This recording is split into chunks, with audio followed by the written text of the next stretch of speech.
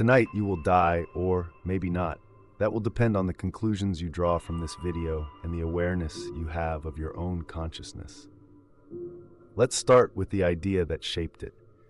This video is a vital dilemma that will reach us in a few years.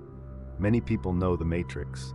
Don't worry, I won't give any spoilers, but for those who haven't seen it, it's basically about a hypothetical Earth that has been conquered by an AI that has human farms as its energy source.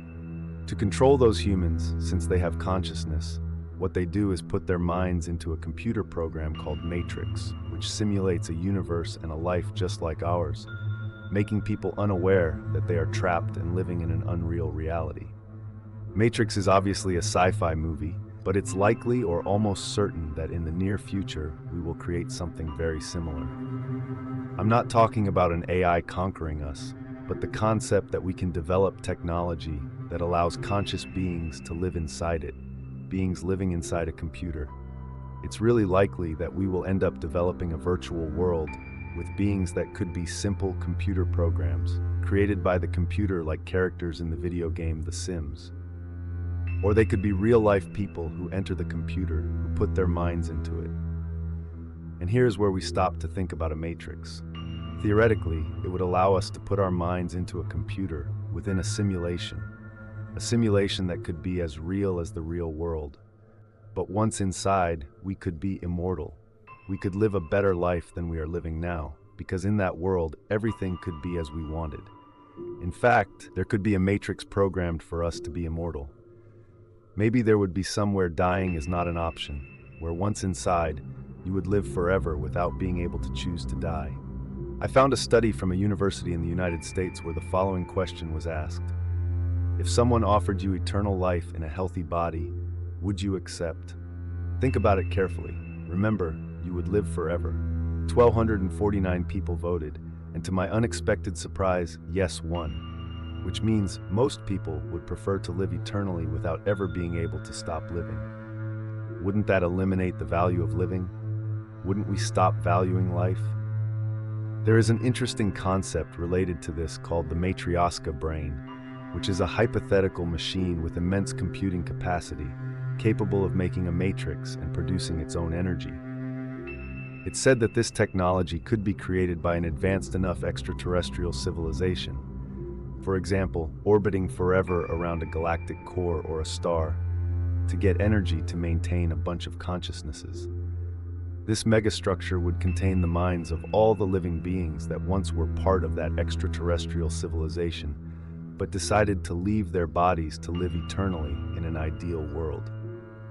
We believe that this is one of the reasons why we haven't found any extraterrestrial civilizations out there, because they all realize that the best option is an artificial world inside a computer simulation, a matrix, where they can put their minds inside and live an ideal life. So space would be full of supercomputers wandering in the cosmic void with the minds of millions of civilizations that died millions of years ago. And that is something logical, because what would you prefer? Accept the fall of your species or go with them to live? Even if it wasn't real, an ideal eternal life. A situation that will come to humans sooner or later. And this, along with the study, gives us the following dilemmas. Is eternal life a wonder or a torture? What makes us keep living? However, these are topics for another video, but this would be something we would think about when we put our minds inside a virtual world. But these are not our biggest problems. At the moment, we copy our minds into a computer. See? I said copy our minds and put them into a computer. The word copy is really important. A brain scan wouldn't be enough. You would have a serious dilemma, because you would make a copy, simply copying your brain and putting it into the program. Someone like you would think they are you, would think everything went well and that they can enter without problems. But the one who volunteered to scan their brain, you would still be alive. It's like flipping a coin. You would have good or bad luck. Maybe after the brain scan, you would wake up in the Matrix. Or maybe you would have bad luck and wake up in the same place where you did the scan. A choice would be killing you before you realized. Your mind would stay on Earth, making the Matrix the only one conscious of itself.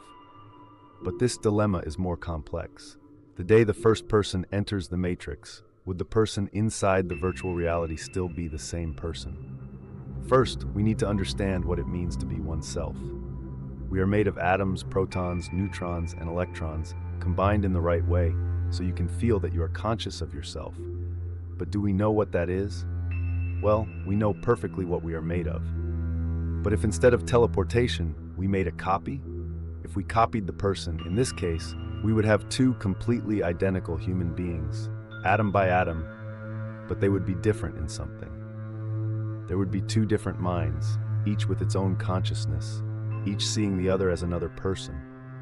And this is a big problem because even having exactly the same on both sides, we have two different things. What makes them different is consciousness, and that is something immeasurable. They are the same, but there is something that makes them different, although it seems that it doesn't exist. They have the same atoms, the same structure, the same order, but they are different. This implies that science cannot know what consciousness is at this moment. But if you are already confused, I'm going to make it worse. How can you be sure that other people are conscious of themselves? And when we say people, we say artificial I. If in the near future a robot said it was conscious of itself, how would you know if it's true or not? We are far from knowing what consciousness is and how it behaves. Or maybe not that far. Let's make a parenthesis because quantum physics has something to say. There is a phenomenon called quantum teleportation that allows transporting something called quantum states of particles. The most interesting part is that you have to destroy the quantum state to teleport it. In other words, you can't make an exact copy of those particles.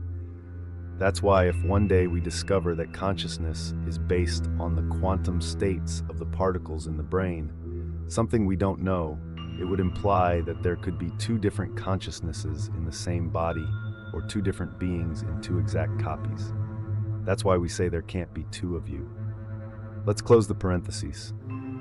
Let's get back to the matter, because even though the last point could solve the problem of having two of you, we still have the biggest problem when we go to a virtual world. And basically, it's that you would die in the process. Let's remember the concept of teleportation. It's simple. You take a bunch of atoms and teleport them to a distant place where you reorder them in the same way. But this process implies the following. During teleportation, the atoms are disordered and turned into energy, into photons, into light, to later become atoms again and be reordered. In other words, you stop existing for a few moments. By teleporting or entering a matrix thanks to a computer, there is a cut in your consciousness. You stop feeling for a few seconds. Isn't that dying? Doesn't that make matrices and teleport machines suicidal? Imagine sitting on a bed in a hospital.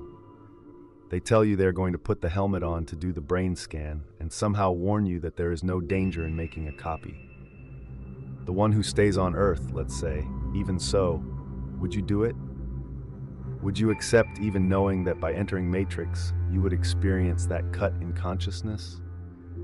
That for a moment you would stop existing because your consciousness would cease to be while moving to another place, cutting consciousness.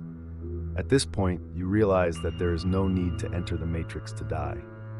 A cut in consciousness is enough, and that happens every night. That's right, when we sleep, and more specifically, in the phase where we don't dream, there is a cut in consciousness. For a few minutes, you are no longer there, you are not aware of anything. You can't be sure that the one who will wake up will be the same one who went to sleep. In those minutes, you are the same as you were before you were born. Nothing. Yes, the next day you will wake up as if nothing happened, but that's because consciousness will reactivate a consciousness that is the same. But not even that sounds creepy. This morning you were born, but tonight you will die. I'm sure this sounds strange, but remember that we are talking about human consciousness.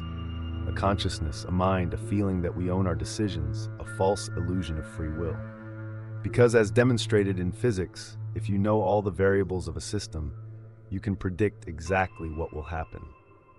And if we knew all the variables from the moment the Big Bang occurred, we would know exactly everything that will happen. So does consciousness really exist? And if we can understand it as the only thing that is truly ours, and our being doesn't depend on the atoms of our body, We could say that instead of existing for decades as we believed, we do it for a day or we don't even exist. Is our consciousness the effect of a predestined chance? Thank you very much for watching the video, and goodbye.